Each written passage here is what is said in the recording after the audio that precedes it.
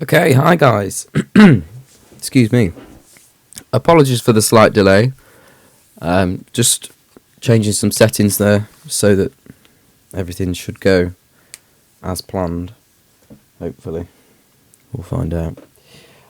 So yeah, today basically we are having a look at the M32 sound desk, which is obviously for those of you who are watching who do TSC. This is obviously who this is aimed at, and we have two of these digital mixing desks that we use in Foundry, which for those of you who might be watching who haven't got a clue what I'm talking about, that is the venue that TSC operate in and do all the technical behind the scenes stuff for. It's a venue in Sheffield. So we have two of these within the venue, and this is the sound desks. These are the sound desks rather that we use most of the time, because they're just easier than the big analog desk that we have. So for things like gigs, where we've got bands touring in, we'll have two of these that we use. One as a front of house desk, and one as a monitors desk. Very rarely we get out the big old analog ML4000 nowadays, because it's just heavy and big and out of date. The beauty of digital desks, for those of you who might not know, is that everything is contained because it's a computer, everything is contained within the desk. So that means that whatever you want to do with your inputs, so if you've got a microphone, for example, that you've got plugged into your sound desk, whatever you want to do with that, so whether you want to, I don't know, put an effect on, so for example, the little sound desk I've got here that I've got my microphone running into, I can put effects on. So if you want to put some reverb on, you can do that on a digital sound desk, and you can do it just with the desk. The problem with analog sound desks is that you have to have a massive outboard rack, which has, for example, like that reverb effect, you have to have a separate processing unit that will put your effects on your inputs for you. So it's brilliant because all we have to do is get out a desk. So this is what it looks like from the front. For those of you who have worked with one before, this should be a familiar sight by now. We've got the faders along the bottom here, working your way up. We've got these page buttons here on the two sets of fader banks. So this bank here is a bank of faders, and then we've got a separate bank of faders on this side here. So you've got pages that you can navigate between on this for these faders here, for these 16 faders, and then you've got another 8 faders here, which you've also got a bank of channels for. And then further up, we've got these buttons here that are in red. These are your mute buttons. So we'll talk about these in a bit, but if you've got something plugged into your sound desk and you don't want it to make any noise for a bit, instead of turning the fader down, you can just press the mute button and it'll turn it off. So it's like an on and off button, really. Up here we've got solo buttons. These are these yellow buttons here.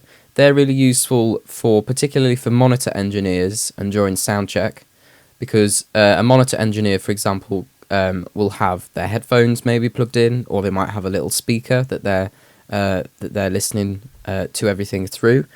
And what you can do is you can solo individual channels. So you might have a mix going out on stage, for example, with all your faders set at different levels. But if you don't want to listen to the whole mix and you just want to listen to one thing, then you can press the solo button and that'll just make you listen to that one track, which it can be quite useful. Particularly when I'm doing monitors, I use it all the time. And then further up here, you can see here, this one button here is selected blue, is coloured blue. These all will light up blue, but you can only have one of them at a time because this is the select button. So this selects this whole channel here, and then you press to move on, you press the next select button and it selects the channel. And what that does is when you've got the physical desk in front of you, if you press the select button, you will see on the little screen up here that it will show that channel in the top left hand corner. It will say the channel number, and then you can start to change the settings for that channel. So that's what those buttons are along the top there. I'm not going to go through everything because it's very complicated and I don't want to confuse people with everything. This is just a very brief introduction to the sound desk, and to be honest, they're the main things you need to know about anyway. But very quickly, this one fader on its own here, this is the most important one, or one of the most important faders. This is your main left-right fader. So for those of you who may have done some work with analog sound desks, you may have seen that there's a left and a right for the main left-right fader. On this digital desk, the Midas, who manufacture this sound desk, who are a subsidy of Behringer, or the other way around, I don't know. One way or the other. One company owns the other. I think it's Behringer that owns all of the others. They've just decided to do one main left-right fader there, which isn't really a problem. Particularly now that everything's being digitalised, you don't really need the individual faders anyway. It's quite nice, this sound desk, because it's got a curved screen. So you've got the faders that are on the bottom, and then you've got this screen that sort of butts up and sticks out in front of you, as opposed to the X32, which is completely flat. So this is quite nice. It's got this nice sort of design as well, compared to the slightly cheap, well, the £2,000-ish cheaper X32, which is completely flat and very much more simpler in its design. And this has got all the stuff that you can start to change, which we're going to look at in a second. So right from your preamps and your gain control over here, all the way across to things like your bus sends, your EQ, your gates, your compressors down here. We've got some monitoring stuff over here and talkback as well. So there's quite a few things going on up here, along with this main screen here, which has these buttons down the side, which allows you to navigate between different things. And then this little panel over here, just very quickly, allows you, this top bit here is show control, so you can save scenes, which we'll talk about in a bit. We've got effects that you can stick on these buttons and encoder buttons and encoder wheels here. And then down at the bottom we've got mute groups. So that means that you can assign, for example, a set amount of channels onto one of these mute group buttons, which means that you can press, instead of having to go along, for example, if you've got 4 channels that you want to mute together, if you've got 1, 2, 3, 4, instead of having to press each of those 4 buttons one after the other, you can just assign them to a mute group and just press like 1, for example, and it'll just mute all 4 together. So that's quite useful. Very quickly, the back of the desk, this is what it looks like on the back. Just looking at the comments here, what's cracking off. An I don't know count. Yeah, we can have an I don't know count. By the way, if you have got any questions or anything, feel free to whack them in the comments. I keep briefly looking at them every now and again. I feel like we're going to get some boycotting going on this evening, though, so, you know, I'm going to look at them every now and again. Where was I? So this is the back of the desk, very quickly. So you can see here, this is a 32 channel desk, so you can have 32 inputs going into this desk. So for example, you could have 32 microphones and you could plug them all into this sound desk. As you can see, there's 32 slots, XLR slots for them to go in. And this is a 16 channel 16 channel output desk, so you've got 16 outputs here. And then there's some other bits and bobs going on, some stuff that you'll recognise, again, if you've worked with analog desks in the past. You've got your aux ins and outs. You've got over here, you've got some monitor control. So this is particularly, for monitor engineers. This section here can be really useful. Down here, this is like the digital side of the desk. So what you've got down here is, for example, this bit here, AES50. Oh, let's zoom in. Is Cat5. So what you can do, instead of plugging directly into the back of the desk here, you can have an associated a separate stage box that talks to the desk, basically. So for example, if a lot of the time what we do in Foundry is we'll have a sound desk, so we'll have the M32 at front of house, which means it's facing the stage and it's at the back of the room. And the problem is, if you had 32 mics, for example, that's 32 cables that you've got to run all the way from stage to the back of the room, which obviously is not very feasible. So what you can do instead is you can have a stage box, which we have. We have some Midas stage boxes, and the name of them has completely gone out of my head. DL251, isn't it? There we go. No. Yeah. So we have these stage boxes, DL251. Again, this is manufactured by Midas. This is the front of it. This is really boring. Okay, the front's really boring, the back's the interesting bit. So this is what it looks like on the front. This is what it looks like on the back. Oh my god. Let's get rid of that one. Let's have a big one. It's bigger. There you go. That's what it looks like on the back. Horrible photos, I know, I do apologise. Just a quick Google. So basically what you do is, instead of running all those 32 cables in your AES ports, you can plug in a Cat5 cable. That runs through the roof. You plug it into the back there, look.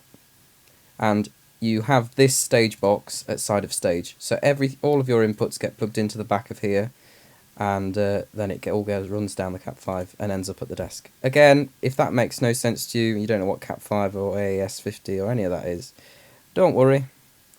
We'll go over it at some point. Ultranet's similar. Ultranet's to do with personal monitoring, so if you've got a band and stuff like that, you can do fun Cat5 things with them. MIDI, AES, you've got some other bits here that you can use. You can have MIDI ins and outs, more AES stuff here. And Ethernet is really important.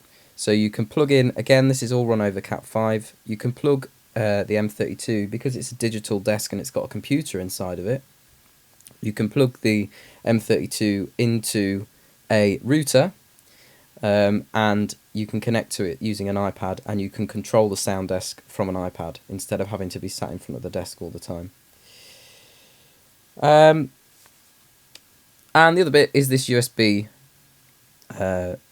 section here. So this is a USB interface, which also means that just in case one computer inside this sound desk isn't enough, you can plug your own computer, or rather you can plug the sound desk into your own computer, and you can control the sound desk from your computer, and you can do things, for example, like recording out of the sound desk, so you can do multi-track recordings, which is all done through this USB interface here. You can also replace this USB card with a Dante card, and they also, I believe they have some others.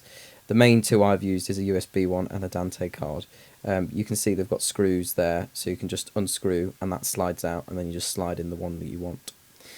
And that's pretty much the. Oh, and of course you've got the IEC there to power it, which is one of the most important cables you'll ever plug into this sound desk. So that's it. That is the M32. Now, I hate to tell you, but I haven't got one here with me because these desks cost £3 grand. What I have got though is second best. I've got M32 Edit, which is the software that you can put onto your computer or onto your iPad, as I've just talked about, which allows you to control the sound desk. And I mean, if you've got a sound desk, you can connect to it over Wi-Fi, and you can use this software to control it. Or what you can do, which is what we're going to do today, is you can use it to create your shows and set up your sound desk as if it's there without any inputs, and then you can plug your USB with that show file on into the M32, and then it's all ready there for you, so you don't have to create it on the fly on the day. So it's quite a powerful piece of software. It's quite a simple software because it's basically just a complete copy of what's on the desk. And you can download this for free from the Behringer website. So if you just put in, it's called M32 Edit. So if you put in M32 Edit and search that online, first search you get, and then eventually when it loads, my internet is doing quite a lot this evening, so I apologise. There we go. This is what the Midas or Behringer website looks like. This is in the download section, and you can see there you've got all the different M32 edits. You've got the Linux version, the Mac version, the PC version, and the Raspberry Pi version. And you just press the little down arrow here, and you can download it onto your PC for free. And we're now on version 4. That's an important thing to recognise as well. If your sound desk, so the sound desks, again because they're a computer, have firmware that they run, and Midas over the summer, I believe it was, did quite a big upgrade to the firmware, or that's the internal software that the sound desk uses. So it looks completely different now. It all does the same thing, But it means that if you, for example, have got an old version of M32 Edit on your PC, and you now try and connect to a Sound Desk, an M32 that's been updated, it's had its firmware updated, it won't work. So you just need to make sure, as with most computer stuff, that your versions are the same. You can show legacy versions if you want the old version. You can get 3.2. But I would suggest running everything in VOR now, because it's pretty stable. And again, if you want to update your Sound Desk and you've got a physical M32, you can also download the firmware. Oh, there you go. It was January they updated it. So just beginning of this year. Actually, no, that's not right. That's the latest version. See if it shows the legacy version. There you go, November 2019. Right then. My embarrassing search history. Okie dokie. So here is M32 Edit. This is what it looks like. So you can see it's very similar to the desk. If we get the desk and M32 Edit up. So you can see you've got your channels, and it works up exactly the same channel strip. Okay, I apologise if this doesn't show very well on the stream with the split view, but you know, go with it. So you can see here it's slightly different. It's very, very slightly different, but it all does the same thing. So you've got your fader. At the bottom of your fader, you've got your mute button. So that's a little bit different because obviously on the desk the mute buttons are at the top. Up here we've got your solo buttons. And then, because this is slightly different, all these bits up here is all the different processing and stuff you can do. Because we haven't got this screen, it has to show you it at the top of the channel list. Which again is slightly different, but it's just the way that they've done it. So what we're going to do is we're going to also use, so I'm going to use M32 Edit, but what I'm also going to use is a software called X32 Emulator, because X32 Emulator basically emulates, the key is in the name, that you have got a M32 or an X32 plugged into the software and connected to the software. Again, this is a free download. And you can all see my embarrassing search history again, as it's being said. So you see M32 Emulator. If you search that into Google, and you scroll down until you find Patrick Giles Mailot, or however you say it, go on his website. He's got all sorts of great plugins for X32s. Now, X32s are the same as M32s, apart from the fact that they look slightly different, and they've got slightly different preamps. And one's 1.5/2 grand more expensive than the other. So all this stuff that he creates is exactly the same. Right, so if we scroll down, you can see the top one is X32 Emulator. So you can also download this onto your PC, which I've also done. So let me get that up. Oops, the daisies. Oh, where's that gone? There we go. There we go. Right, if we get up X32 Emulator, and it does this, so it's just a command window. But what this does is it tricks so it uses your networking on your PC, and it tricks it into thinking that, it tricks the software into thinking you've got an X32 plugged into it. So if we go, I've just done that really quickly, I apologise. If we go into setup, you can see there that there is an X32 running on my local IP address to this PC, and it's called X32 Emulator. If I close this command prompt here, and we rescan, you can see it disappears. So that's all it does basically. So if we load that up again, you can see it pops up there, which means you can connect to it. Let's just check this chat. What's cracking off over here? Apparently I didn't answer Clara's question. Let's find out what it was. What's an XLR? It's a 3-pin DMX. You answered your own question.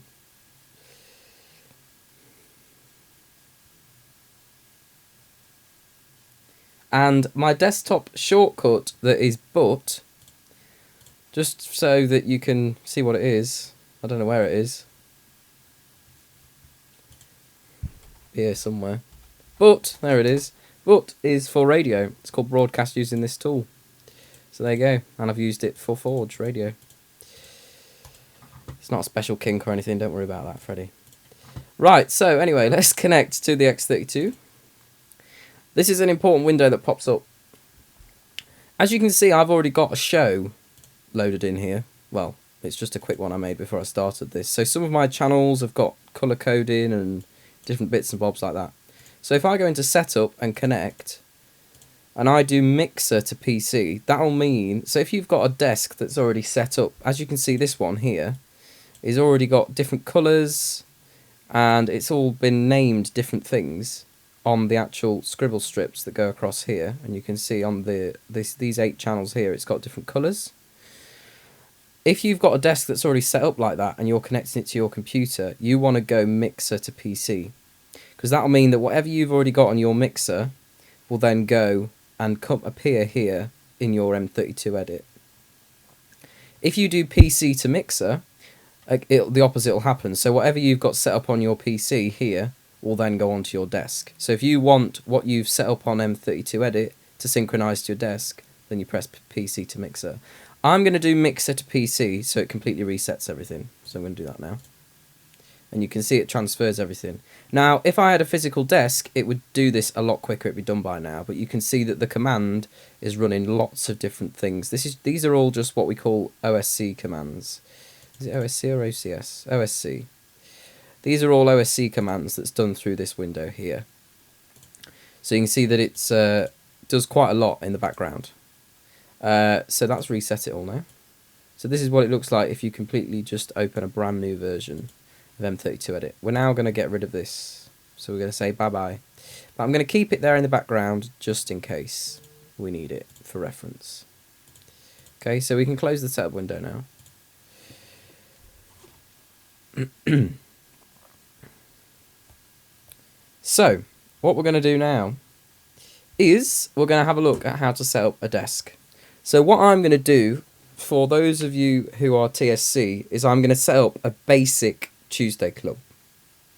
So the way that we set up a Tuesday club is we have on stage, so, well, first of all, let me give you a bit of background. So the first bit of background, the reason that we use a sound desk for a Tuesday club is because we've got 9 times out of 10 you've got an MC, and 9 times out of 10 you've got a relatively popular DJ, or a DJ who isn't a regular DJ in Foundry and doesn't know what, you know, is just touring in, for example. So a lot of the time MCs will like to carry on going, and so will the DJs. So the problem we have is we'll have a curfew time. The club night will have to close, and if they keep going after that, then that's a problem. So what we can do is, for a Tuesday club, we can just mute them all, and we have sole control. The other thing we can do is we can actually make it sound nice. And if you've got a microphone and the DJ mixers and everything on stage, you've got lots of different inputs, you've got several outputs, so you need a bit more control than what we normally do. For a normal club night, for things like Pop-Tarts and Raw, we'll just go straight out of the DJ mixer that we have on stage, and we already plug it into, we just plug it straight into the wall, which goes through all of the processing and eventually ends up at the speakers. So what we're doing is we're adding in an extra step on a Tuesday club by having a sound desk, but it's useful to have. So what we're going to imagine, first of all, is that we've got several inputs. So our input list, which I'm going to write out for you in a nice Word document, because we need to understand the basics of sound, and that involves inputs, processing, and outputs. Excuse me, let's have a quick drink. So they are the 3 main things that are going on when you've got sound. Your input is obviously the thing that's making the sound for you, so like I've got a microphone. Your processing is what you do to that thing that you input, and your output is where it ends up. So if we're doing a Tuesday club setup, we're going to have a few inputs. So we're going to have 2 MC mics. All right. Well, the first thing we're going to have is we're going to have DJ left, DJ right, and we're going to have booth left and booth right. And we're going to have MC1, MC2, and we're going to have a backup 58. Okay. Processing will come to, and outputs for Foundry. We've got the main PA, which is obviously the Nexo, and we're going to have, we're going to also have the on-stage monitors along the front of the stage, so that the MC can actually hear what he's saying. So the way that our monitoring systems work is the way that I'm going to set it up is we're going to have 3 outputs. So we're going to have 3 monitor sends, which I'll talk about a bit in a bit. If we get there. Right, so first of all, we're going to start off with the DJ. So to understand why we have DJ left, DJ right, booth left and booth right, you need to know about the DJ equipment that we use. So we use... Oh, hello. That's not what we want. Here we go. CDJ, Pioneer CDJ Nexus 2s. Okay. So these are the multiplayer CDJs that we use. These are pretty much the industry standard. Okay. This is what they look like. Lovely jubbly. And this is the back of them. And generally we have 4 of these for a Tuesday club. Okay. We also have... I'm going to put Pioneer in this time so we don't get some weird results. We also have a DJM 900 Nexus 2, 90% of the time, which looks like this. You can see it's got 4 channels on it, so the CDJs come out left and right. So the white in audio is generally left and red is right. And they come in on the back. We've got 4 channels, so they come in on the back. You've got left and right in here. So if we open this, oh, need a big version of it. Try this one. There we go. So we can come out of here, left and right, and then we can go in, and you always go in the line input because they're line level signals. Okay. Phono is for turntables and 1210s and stuff like that. Okay. Now what we're interested in is how this little sound desk. So this is basically a bigged up 4-channel sound desk. Okay. The other things, it's got obviously quite a lot of features to it. But generally, it's a 4-channel sound desk that costs pretty much the same as an X32. It's a bit ridiculous, but there we go. It's got a lot of other bits and bobs that it can do. It's got all these effects processing here. So it has got quite a bit, but it is just a bigged up 4-channel sound desk, basically. So the way that it works is we send all the signal coming in. All right, so we have our CDJs. We normally have 4 of them. We send them all in here. So we've got 1, 2, 3, 4, and what this does is it mixes all those signals together, very much like a sound desk, and it sends us out a left and right signal as a master left and right on a 3-pin XLR, which is not a 3-pin DMX cable, Clara. Just to put that out there, XLR and DMX run with different resistance. So XLR has a lower resistance to DMX. I believe DMX is 120 ohms and XLR is 80 ohms. So they are actually different cable. Doesn't really matter too much for short runs, but over a longer distance it can make a difference. So, this is what is going to be our DJ left and DJ right. These 2. For our booth, we also have booth here, which you can see is sent out on these 1/4-inch jack cables here. This, if we look at the front of the DJM, which is here, this is controlled by using this booth monitor knob here.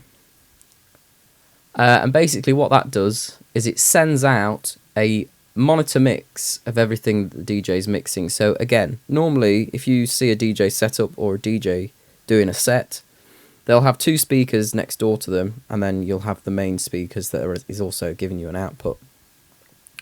The 2 speakers that the DJ has is everything in this sound that's plugged into this desk apart from the mics. Because obviously if you have a microphone and you have a speaker and you put them close to each other and you have the microphone loud enough, you get a feedback loop, which obviously a DJ doesn't want if he's using a microphone. He doesn't want to deafen himself through a lovely bit of feedback. So what we do is we have the booth output, which is going to be this input here. Okay. So already we've got a lot of stuff going on, because we've got inputs coming into this little sound desk, and then we've got already 4 outputs coming out of this sound desk, which is becoming an input in our main sound desk. If that's confusing you, don't worry too much. Okay, all you've got to think about is this master left and right is our input, so that's the first thing that's giving us some sound, and our second input is this booth output here coming out of this desk. That's the second thing that's giving us sound. Now, normally, if you had a microphone, you just plug it into channel 1 and that would be it. But because this is left and right, we've actually got 2, so they're going to take up 2 channels. So what I'm going to do is, what you can do is you can actually label up your channels. So this black bar here is what that is. And this black bar here is representative of the scribble strips that are here on the M32. So if we right click on this, we can call it, and I'm going to call it DJ left, and we can give it a colour, so I'm just going to do it red. And the reason it's not lit up, I'll tell you in a second. And this one is going to be DJ right, and that's also going to be red. Now the reason, you can see in this top left hand corner here that it is actually labelled, and it has been given a colour, but it hasn't actually brought it up on our scribble strip yet. That's because if we go into input and config, this channel is off, which is not great. So we need to turn it on. So the way that we're going to run it is it's going to be coming into input 1 on our sound desk, alright, which is obviously here. Now the way that we run things in Foundry is obviously a bit more complicated, because normally we'd run it into the stage box, if you remember that from earlier, then we'd run it over a Cat5 and then it would appear on our sound desk. But for the sake of simplicity, and because I just want to teach you about the desk and the stuff that you can do within the sound desk, we're going to keep it simple, and we're just going to imagine that we've got a simple DJ setup, and this sound desk is going to be backstage. So it's going to be in Mom's World, and we're just going to be we're going to be home running, which is the industry term. We're going to home run straight into the sound desk instead of going through the stage box. All right, so we're going to turn this on, so the beauty of digital sound desks is you can plug something in, for example, into input 1, but you can make it appear on any one of these channels you want. Now normally when you set up a sound desk and you turn it on, it's already set up and it's just 1 to 1. So input 1 is channel 1, input 2 is channel 2. But you can do what you want, you can move it about. And you can see now I've gone into input, into the config, and I've given it an input so it knows what it's looking at. It's lit it up here. I'm just going to pause and have a look at the chat because I can't multitask.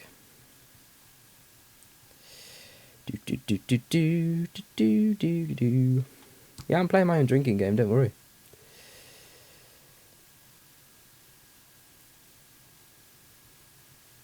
Oh, there we go. I've been corrected. I do apologise. XLR is 75 ohms and DMX is 110. But there we go.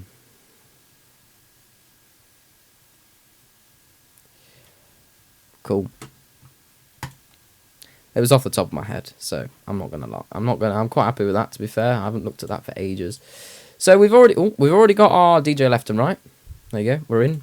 Then we're gonna do our booth. I'm gonna whiz through this quickly because I've already done this now. So we're gonna label these booth left. Oh, I've not given it a colour. Let's go green. And we're gonna go booth right. And again, we need to give it a source. So this is going to be input 3, and we're going to be input 4.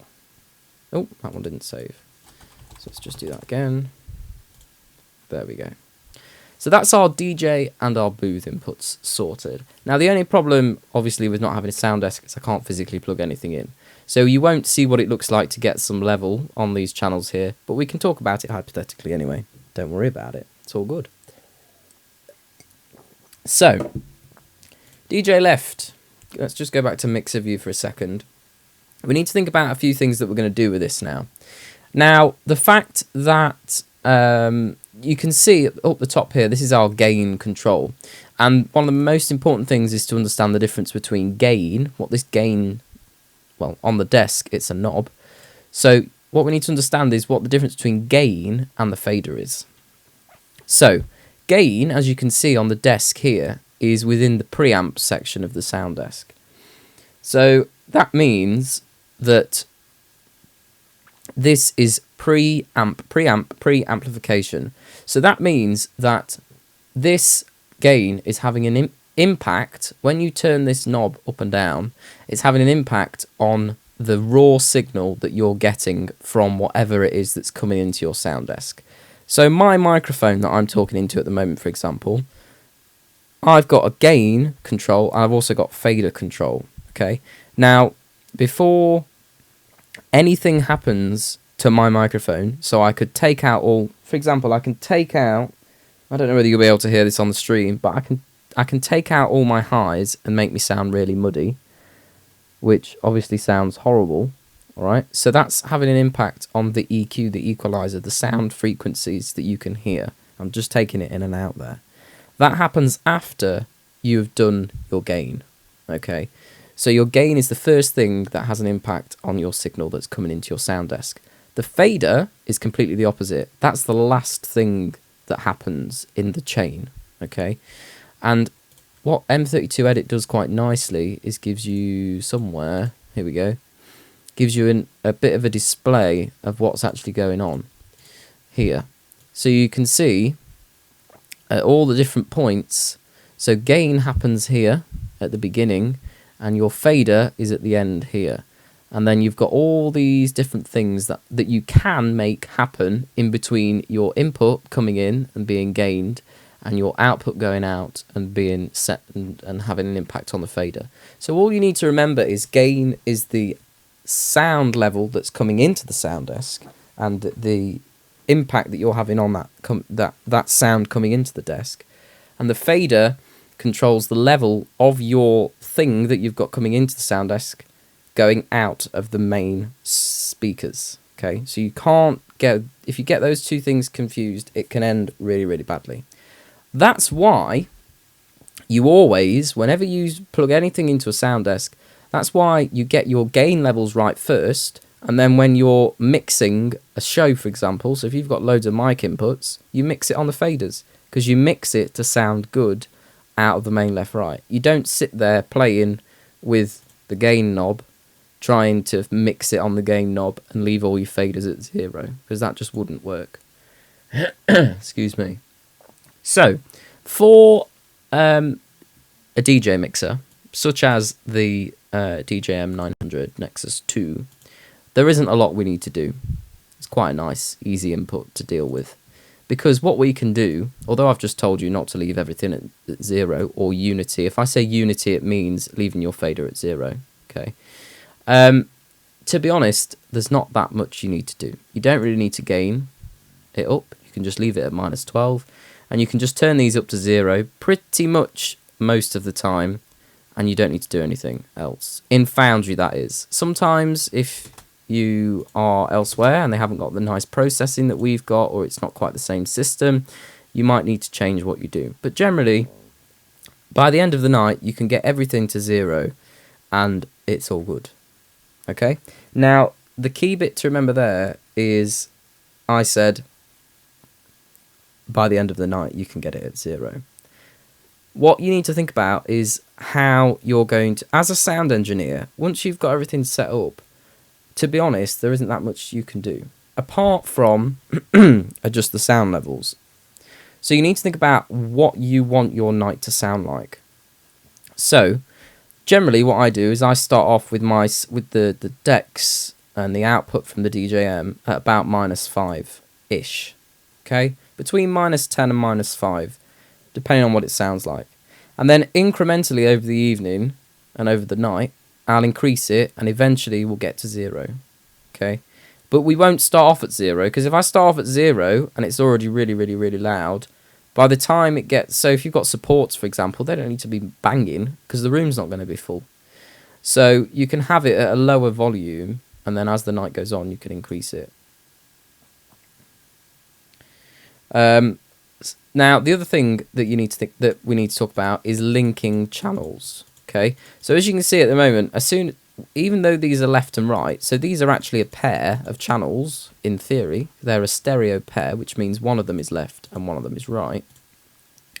As soon as I turn one up, I've then got to turn the other one up, which is a bit of a pain, and it means that they're not. You can see, because I'm doing it on a mouse, I can't quite get the right level that I want. Now you can click in the box and type it in on your keyboard, and then press enter, and it'll change it for you. But that's a bit of a pain, particularly if you're mixing live and you're doing it off a PC, for example.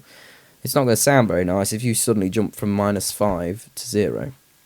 So what you can do, again, in your config tab, you can do a stereo link. So if you press L on stereo link, it'll ask you, do you want to link channel 1 and channel 2? And you can press OK. And you can see it does a little L and R there, and then you can go up and down, he says. Why aren't they moving together? Well, that's useful, isn't it? Normally, they move together. Let's see if it'll do it on these. Maybe it doesn't do it because we haven't got the desk in front of us. But on the actual sound desk, as soon as you stereo link two things together, whatever you do on the faders, they'll move together. I didn't know that it didn't do that on here, though. So that's a new thing I've learned today. But yeah, generally, you can move them together. Cool. Now, the downside of the M32 and the X32 is you can only do it with you can only do it with odd to even channels. So you can't do, for example, 3 to 4. No, you can't do 4 to 5. It has to be odd to even. So it has to be 1 to 2, 3 to 4, 5 to 6, etc., etc., etc. You can't do odd, but you can't do even to odd. Okay? And that's pretty much it. All right? So we've got, just to have a quick recap, we've got, coming into our sound desk, out of the DJM, a stereo pair, a master left and right, which we've got on input 1 and 2, which we can see in here. And we've also got our booth input so that the DJ can hear what he's saying, coming in on input 3 and 4. And we're pretty much leaving that eventually at 0. Now you want to leave your DJ at 0, but you don't want to change anything on your booth. The problem is, all of these channels at the moment are going out of our main left-right. So this is our main left-right fader here. All right. But the level that you have the booth at, you don't want to go out of your main speakers. You want them to go out of the speakers that you've got on stage for the DJ. Now, I'm not going to cover that today because that gets complicated and it gets into routing. That'll be another time. I'm just merely introducing you to inputs, processing and outputs on this digital sound desk today. So we'll come on to that another day. But generally, a key thing to remember as well is currently all of these channels, we can change it, but all of them at the moment are going to this main left-right fader here. Okay, and just to quickly show you how you can see that, I've got to try and remember where it is now.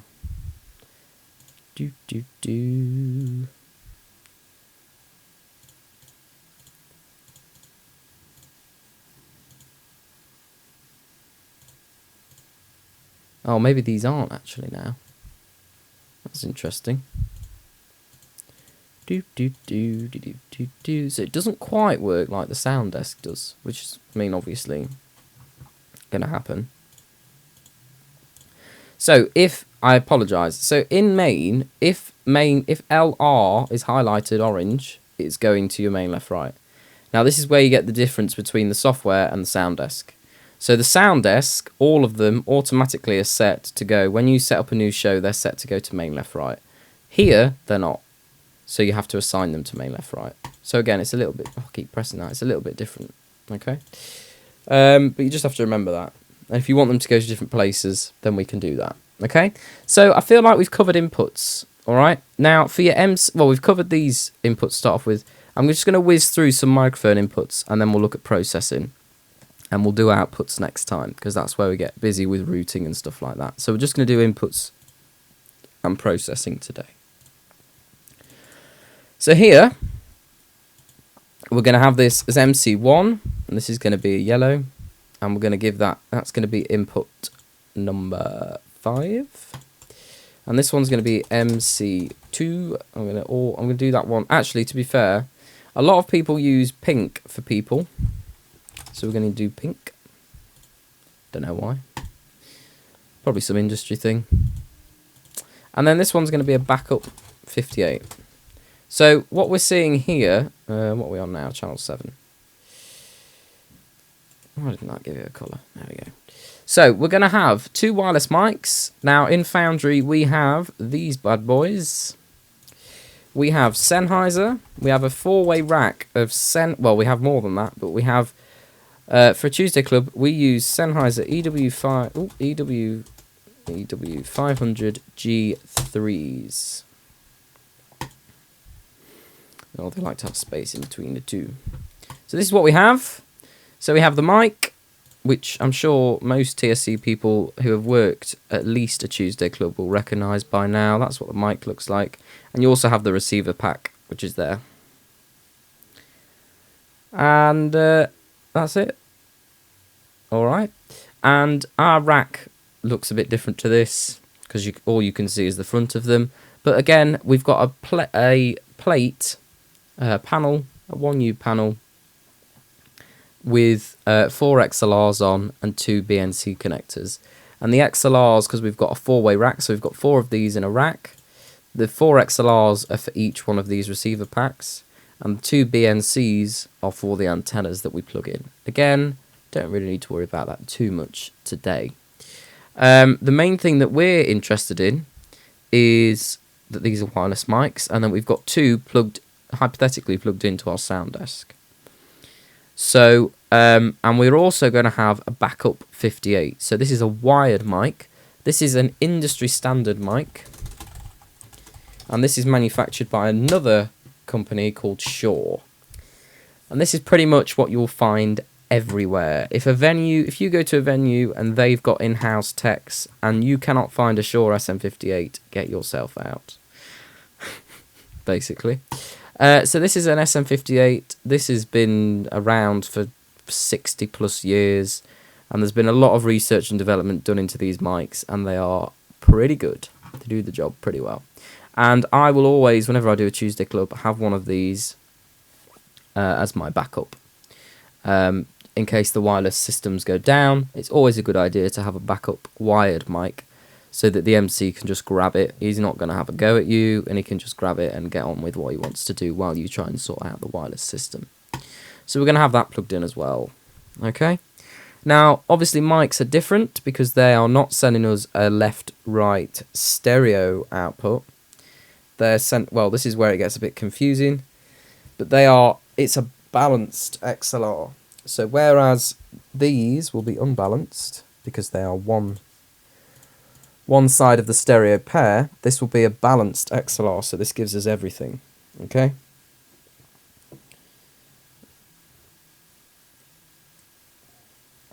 So, what that means is we're going to get everything down one cable, one XLR cable, that we can plug into one channel, and we can receive all of that signal.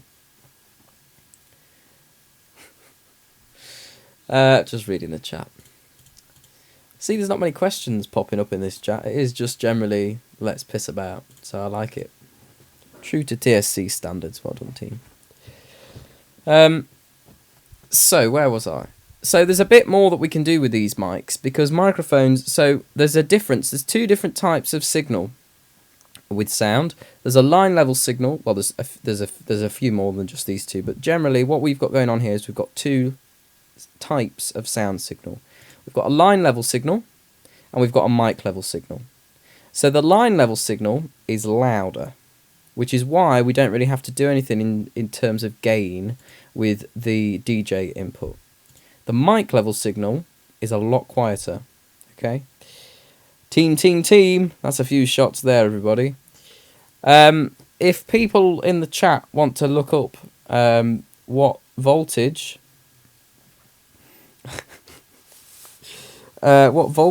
line and mic level signals are, you're more than welcome to, because it's out there somewhere. And generally,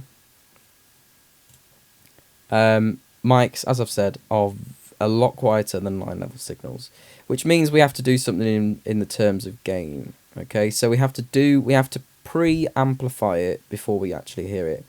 The way to test this is if you've got a sound desk and you plug a microphone into it and you turn up the fader to unity or 0, you're not going to hear it, or you're going to hear it very quietly. All right, it's not until you gain it up, so you add to what it's already giving you before you send it out of your main PA, that you're actually going to start to hear that microphone at a decent level. So, for example, the mic I've got plugged in at the moment to my little sound desk is on about plus 15 dB, plus 15, plus 20 dB, and it's actually, the fader is actually sat at about -5, or in between about -6. All right, so microphones are a bit more complicated. Microphones can be an absolute pain in the backside, but there are a few simple things that you can do to save them being a pain in the backside. So the first thing I do is make sure you can hear them. Can I reduce my gain down to -12? No. If it sounds shit, then yeah, but there's been no complaints so far. So where was I? Yeah, so generally, EW500s, depending on how, because the problem with wireless mics is that they have their own gain control and stuff inside of them. Okay, so you can set the sensitivity of the EW500, which I normally do, so you can actually set the sensitivity of the handheld, which I normally do between -24 and -30 dB. And you can also set on here, on the receiver pack, how loud it outputs. I leave that at 0 dB. And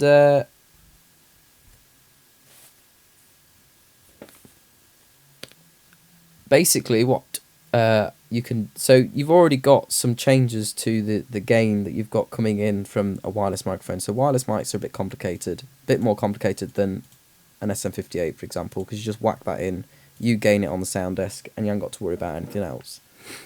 So wireless mics are a bit more complicated, but generally you set the sensitivity of the actual physical handheld microphone at about -24 or -30, and you have it's called AF out on the receiver at 0.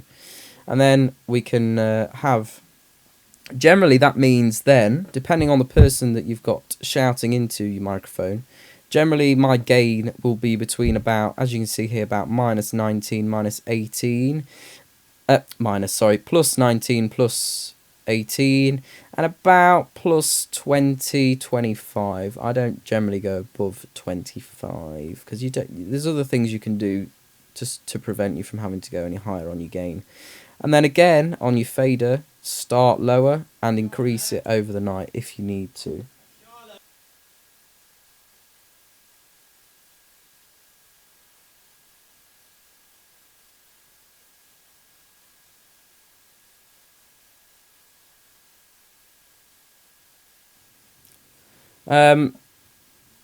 Right. And whoever Farming Ace 101 is, no one seems to know. I assume it's a TSC person. Line level is 0.3 to 2 volts, and microphone is 5 to 50, is it millivolts? Whatever MV is. Millivolts, it is. So you can see the difference between the two, which is why mics need a lot more than line level do. Yeah, so gain it up. Back to wireless mics. Gain your mic up. Get it on your fader so you can actually hear something. Then there's other things we can do to prevent it sounding shit. Oh, hello. Yeah, there's lots of different... It's voltage, as people are saying in the chat. It is... I mean, voltage will vary anyway. Different places will say different things, but generally all you need to know is that line level signal is louder than a mic level signal. That's the case anywhere you go. This low cut thing here, alright, what's all that about? That, as it says here, if we look at our EQ, for example, much closer to home. Oh, okay. I think I know who that might be. So, what we've got here is a low cut. Okay, so this is our EQ, this is our equalizer. This is from 20 Hertz all the way up to 20,000 Hertz, which is the full spectrum of human hearing. Alright. Now, low cut allows us to cut off the low end of a microphone, okay? And I've got a little example that I can do for you in a second with a mic that I've got here with me. Again, generally, I put my low cut at about 1 to 4 Hertz. Again, it depending on the person you've got, it will vary. But when I sound check and use my voice to my voice, 1 to 4 Hertz is fine. If you've got somebody that's not got as low a voice as me, for example, so if you've got a female or you've got a male that has a bit of a higher voice than I do, I mean, my voice isn't particularly low, you may start to get some rums and tums, as I like to call it, down at the low end. So you can increase it to, I generally go to about 130. If I can avoid, I will try and not go to 140, because then you start to have an impact on the decency of the sound. And you can see that this is now affecting the EQ because it's bringing in this shelf. So this means that whatever is in this blue section here will be cut off. That's why it's called a low cut. So you won't get any of this low end down here. Okay? And Clara, yes, this is how you make it sound like an iPhone speaker. You get rid of all the low end. That's what I told you I was going to do. I'm going to show you how to do it. So that's that. All right. I always whack a low cut on. For one of the first things I do, gain up the mic, make sure I've got some sound coming out of it, and then put a low cut on it straight away. Some of the bits you can do if you really want to get fancy. Oh, I was just going to show you an example. Okay. So the microphone that I've got plugged in at the moment is an AKG microphone, something or other. And if I bang around on the desk here, okay, you can't really hear any low end, okay? That's because my sound desk has a low cut. I'm just looking at what it's set at. A low cut at 75 Hertz. If I take that off,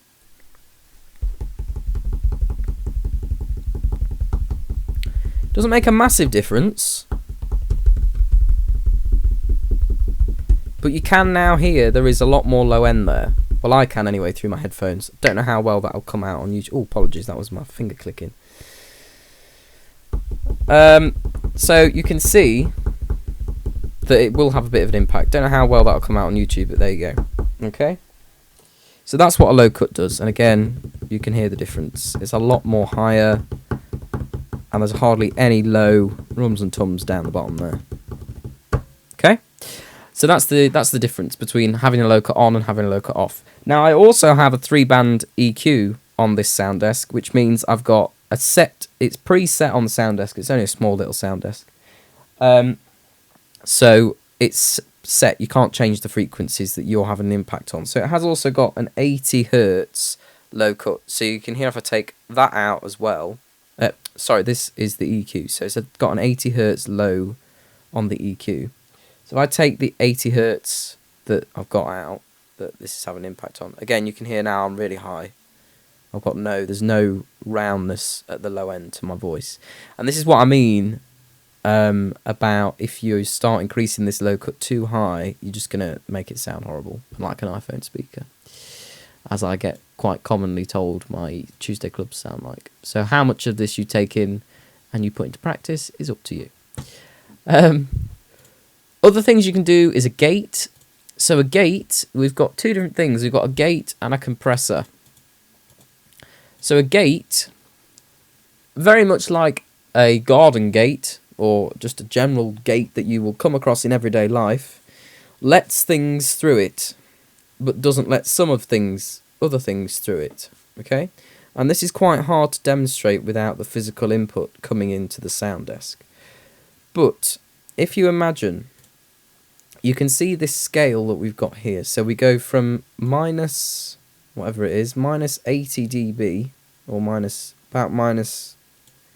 80-ish dB on this fader, all the way up to unity, which is 0 dB. And then we've got plus 5, plus 10 at the top. Okay? Now you can see that what we've got here on the gain is we've got a threshold.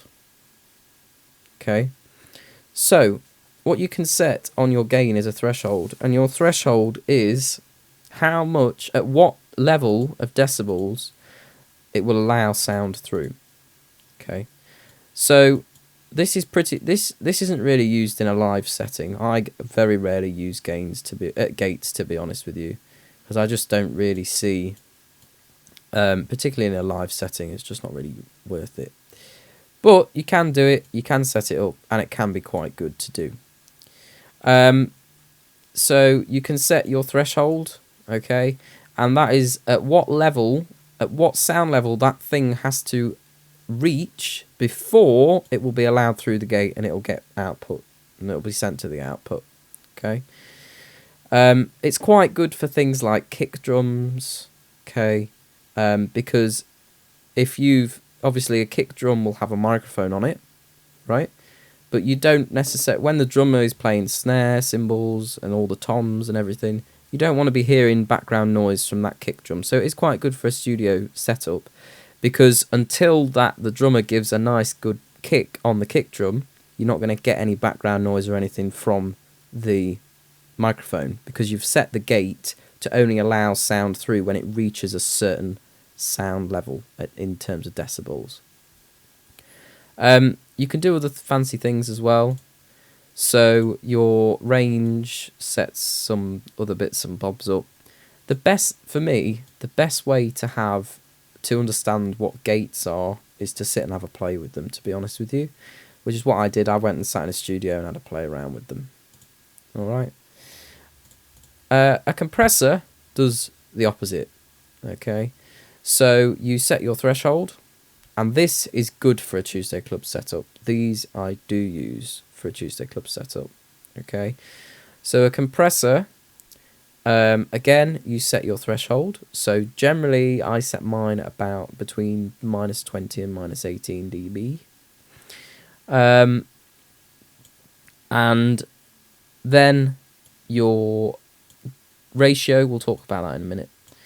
But what happens is when your sound reaches minus 18 dB, it won't let it get any louder than that. Okay, so it starts to cut it off. Okay, which helps you to prevent things like clipping and distortion and all those horrible things that you don't want in live sound. So I use this if I've got MCs, because if they've got the mic really close to their mouth and they're shouting all sorts down it, and they're getting louder and louder and louder, you can increase your threshold and start to play around with your compressor. So A, he doesn't blow the speakers, and B, you can still make it sound relatively nice. Okay. Again, my little sound desk I've got here that I've got my mic plugged into has got a compressor on it. It doesn't actually say what it's set at, but it's set at a preset. But if I start shouting or getting really loud, it will start to cut it off and compress the sound. The ratio is at what level, at how harsh it does that. Okay. So at the moment it's set to 1:1. So if it goes 1 dB above minus 18, it will cut 1 dB off it, in the most basic terms. As soon as you start to increase your threshold, you can your ratio, sorry, you can see it starts to bring in this top line here, which basically means that your compressor gets harsher and harsher as you increase that ratio, right? Again, on the sound desk, on the M32, the default is set at 3, all right? Sometimes I increase it. Again, generally I leave it at 3. It's up to you. You're the sound engineer, and this is where you start to get different people's opinions and different people's ways of doing things. You must remember to activate them. So you can set it all up, but you've got to activate it. All right?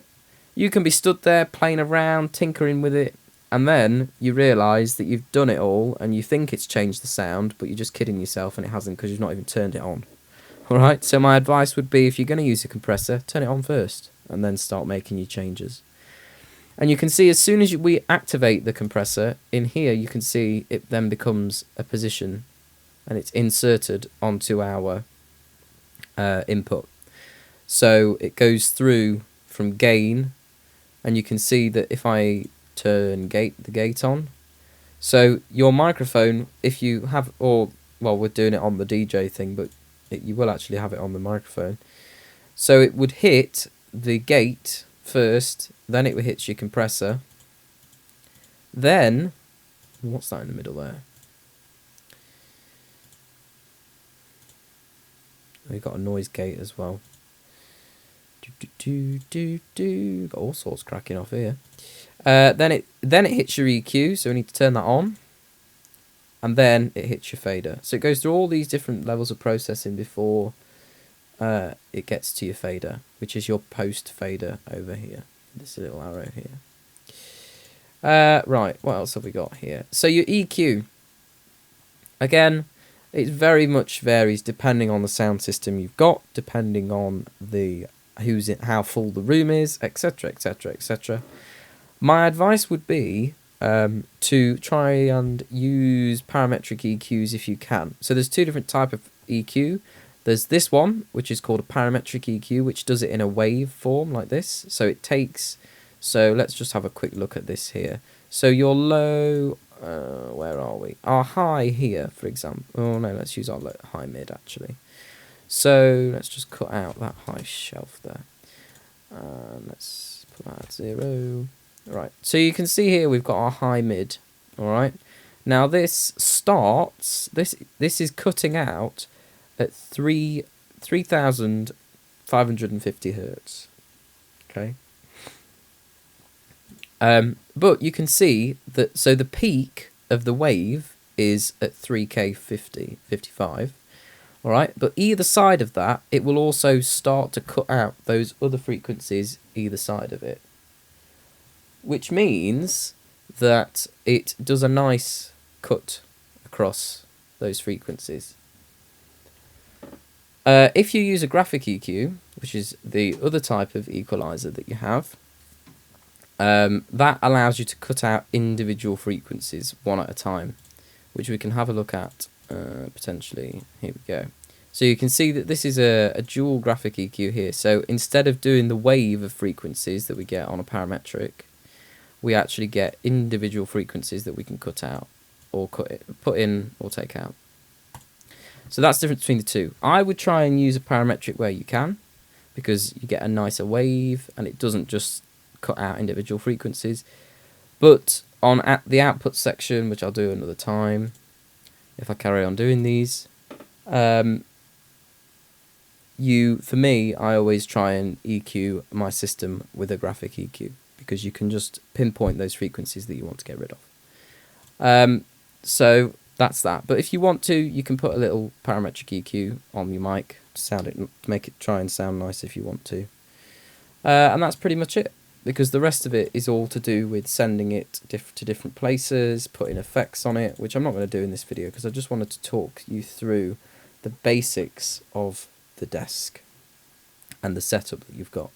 Now I just want to show you how these tabs along the top here appear on the M32 itself, because it is a little bit different. So just give me a second.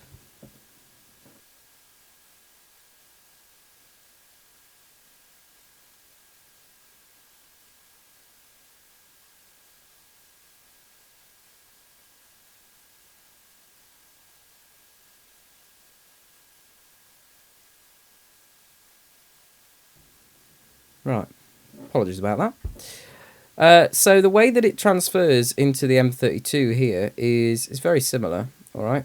So down the side here, you can't really say what you see what these say. Okay. So you've got home. Generally, you want to be on the home page, because when you're on home, okay, let's just see if we can get a better picture of the M32 itself. This one might be better, depending on how big it is. No, that's shocking. What about this one? Oh dear, shocking.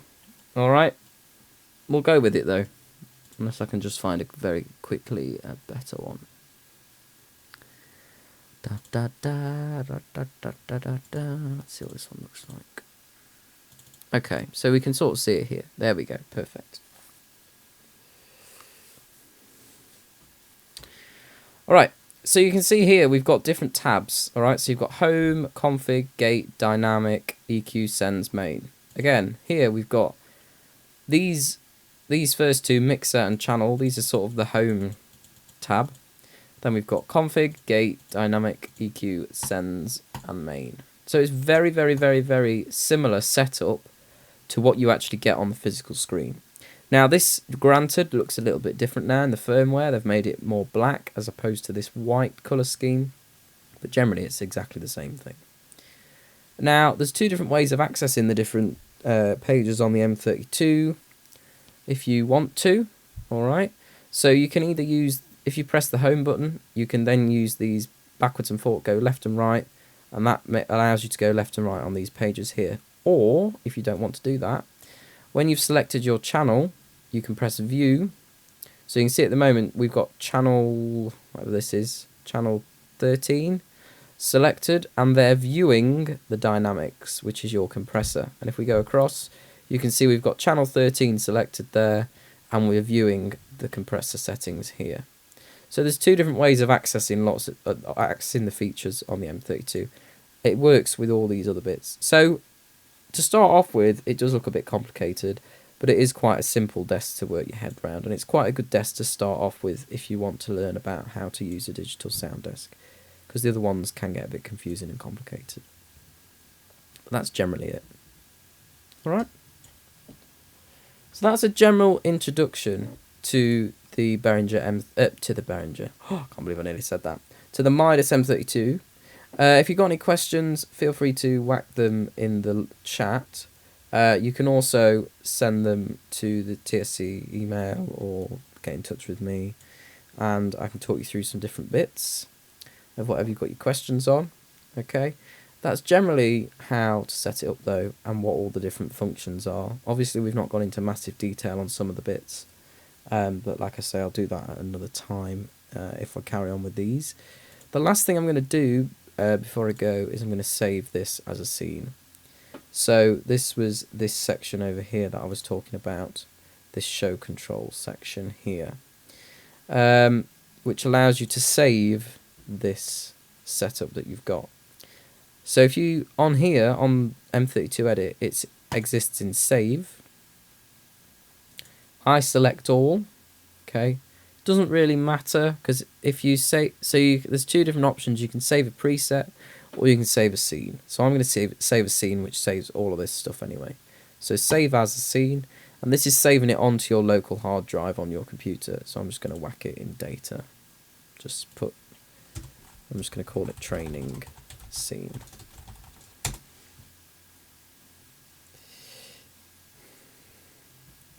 And that's it. So this is now saved as a scene. So I can go into load scene, and it's there for me. And it'll load and transfer all the parameters and do all of that shenanigans for you as soon as you load it in. You basically do exactly the same thing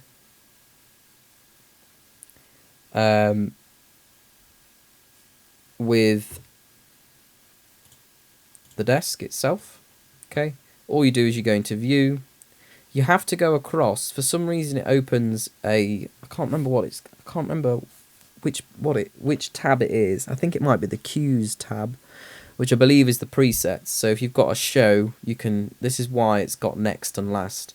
So if you've got a show with lots of different scenes and different bits going on, you can go next and backwards in between the different things. So I think that's why it opens it first. That's the first tab that opens. You just have to press View, brings it up here, and then you just have to go across a tab, and then you can use these encoder wheels here to save it. And that's generally it, in all honesty. Obviously, if I had a desk in front of you, I'd be able to show you in front of me. I'd be able to show you a bit more. But that's it really. It's very, very similar. But it is good to have the desk in front of you. So if there are TSC people out there, obviously make sure that you have some fun with the desk. If there is a next time, I'm hoping there will be. To answer Freddie's question, no, there won't be a face cam. And because I haven't got a webcam, a mobile webcam anyway, I haven't got a USB one, I've got one on my laptop, but I haven't got any space to set one up. And you're not having one anyway, you've got my screen. And the other thing to say is, for those of people who are on TSC, committee are trying to put together some training like this. We're hoping Matt and George will potentially also do some. So Clara is hopefully going to be doing some lighting stuff soon, and somebody will hopefully do some video stuff as well at some point with Resolume. The thing to say is, all the software you can download online for free, alright? So if you want to, if we do this again, you're more than welcome to sit with the M32 edit or X32 edit on your screen and do everything with me and play around with the software. You're more than welcome to play around with the software in your own time and ask me questions. It's the same with Averlights. So if you want to if you want to download Averlights Titan PC suite, you can do. It's just on the Averlights website. If you have any problems with that, because they have changed how you activate that and stuff recently, just get in touch with one of us and we can show you how to do it. But you want the Titan simulator if you're going to do that. Okay, so in Averlights Titan simulator. Okay, it will install everything for you. Alright, but you just want Titan Simulator because you don't have to have a lighting desk plugged in. You can just choose which lighting desk you want to show. I'm not going to walk all over Clara, but you can choose which sound desk you want to play with. So we have the Quartz at Foundry, we have the Mobile, and we have the Tiger. And the setups are slightly different for them, as in the way that the screens work. So you can do that, and you can have a play around with that as well. Alright. Yeah, thanks for watching, and I'll see you again soon. Hope you enjoyed it.